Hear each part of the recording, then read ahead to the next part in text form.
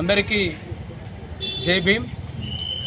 తెలంగాణ రాష్ట్ర వ్యాప్తంగా best available scheme కింద రాష్ట్ర ప్రభుత్వము ఈ స్కీమ్ అమలు చేస్తూ ఉంది. దాదాపు 180 పాఠశాలల్లో 26,000 మంది విద్యార్థులు ఎస్సీ ఎస్టీ విద్యార్థులు చదువుతూ ఉన్నారు, ఎస్సీ విద్యార్థులు చదువుతూ ఉన్నారు.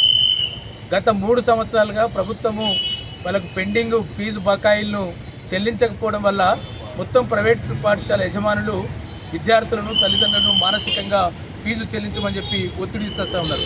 ఇప్పుడు విద్యా సంవత్సరం ప్రారంభమైంది, వాళ్లకు పాఠ్య పుస్తకాలు కానీ నోట్ పుస్తకాలు కానీ యూనిఫామ్లు ఇవ్వలేదు.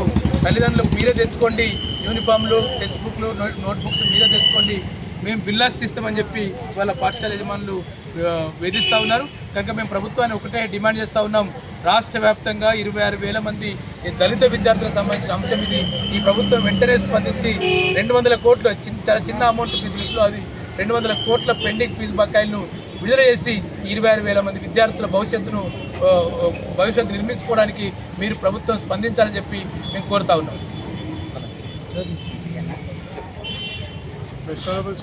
హైదరాబాద్